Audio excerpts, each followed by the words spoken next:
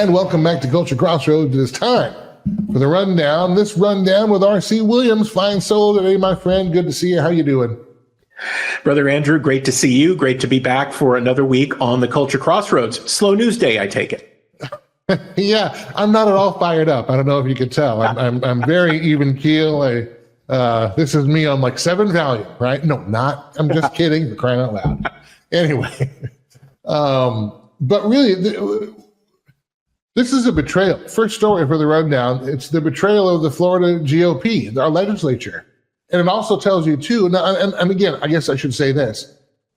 We didn't, and anybody who watched the show over the past couple of years knows there were things we've been critical about DeSantis about. I'm not a fanboy of any politician, okay? But I do support most of his work as governor, and I would like most of that to continue. I think it's good for the state, for crying out loud. It was, and we responded. He went from it wasn't even a 1-point victory over Gillum in 17 going into 2018 for his first term to a 10-point victory later on and a 20-point nationally in the election in 2024. And the Republicans are like, no, never mind. We don't want that. In fact, we want to do everything to screw you and take it back. It's just unbelievable. It's like eating soup with a fork with the GOP. I don't understand, but your reaction.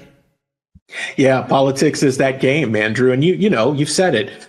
We call it straight down the line. DeSantis got the same treatment as Trump did. We were critical of him with SB 7050, Florida Strange Fruit. But I have to be honest, Andrew, of the things that he's been right on, he was bang on with what President Trump wanted to do here and getting it done.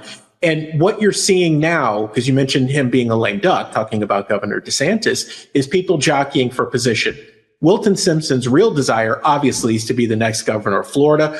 Personally and professionally speaking, I think he just committed career suicide, and likely Byron Donalds ends up being the next governor of Florida. That's for another show. But when you start to think about the connections here, it gets a little squishy, right? So Daniel Perez, new House Speaker, Ben Albritton, new Senate President, Wilton Simpson, AG. In what world does it make sense to take power away from the sitting governor when you're all supposed to be on the same side? And supposedly you all want the same thing. What sense does it make to take the power of immigration away from the governor's office and give it to the agriculture director in the state? People who don't live in Florida don't understand that the director of agriculture in the state of Florida has a lot of power, including what happens with gun permits and things like that. But they also control agriculture, which is where a lot of the people who are in here illegally end up working. Now, Wilton Simpson has been a fanboy of Big Sugar, amongst other things. Where this gets strange and has really bad optics, Andrew, is that Wilton Simpson stands to benefit, and his friends stand to benefit greatly from this agreement. So now you ask the next logical question. Yes, DeSantis is a lame duck, but what in the hay do these people have up their sleeve for our state? And by the way, are they even red anymore?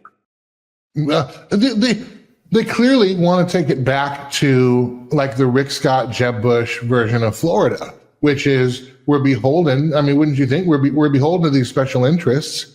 And when you know too that big ag, I mean, Florida is actually a big ag state, and we're a big ranching state. And people don't, they think Miami and the beach, but we're actually a lot more agricultural and rural for most of the state of Florida.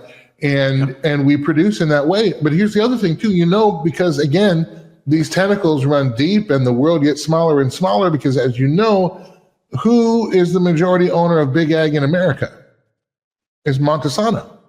Monsanto, What do they run? Well, they produce pharmaceuticals, don't they?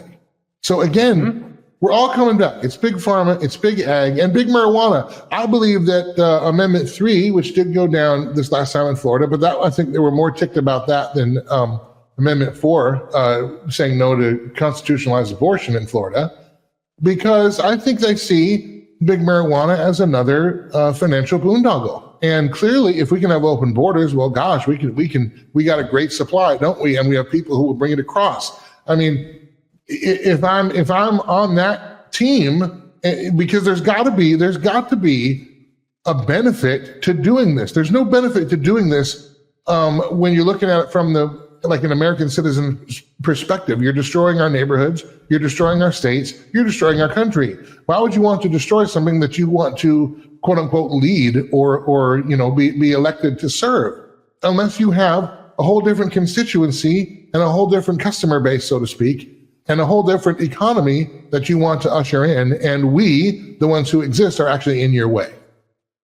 Andrew, you said it earlier during your monologue that they've finally taken off their masks. You've got two sides of the same coin here. Nikki Fried and her boyfriend, with Amendment 3, were trying to block everyone except them and choice others from getting a license for marijuana in the state and jacking the cost so that they could line their pockets. I want our viewers to keep something in mind. If you do not live in the state of Florida, this is a use case for you as to what's eventually going to happen in your state. And Andrew, this is a big reason that Watchmen action exists, because talking to our friends locally, we know a lot of the same people.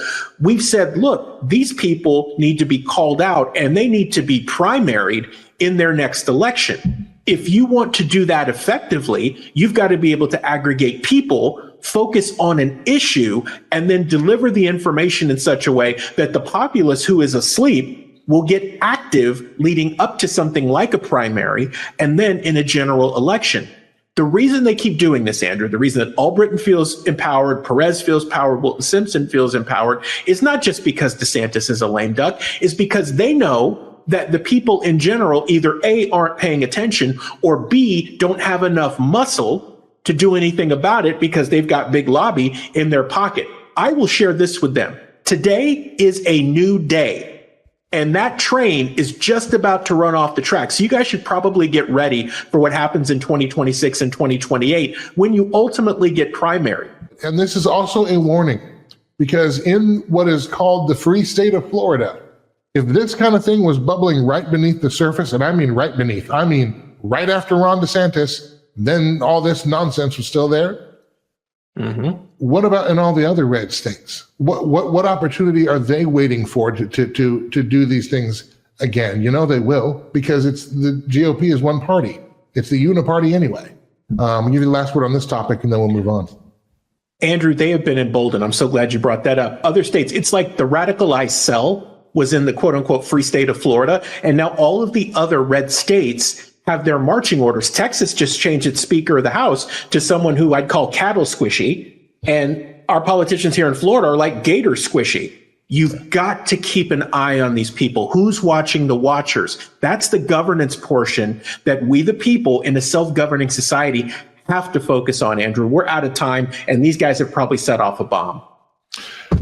Oh, my goodness. A lot more on that. And yeah, we've got a couple years to do that. The primaries, the midterms, they're going to matter big time coming up here. So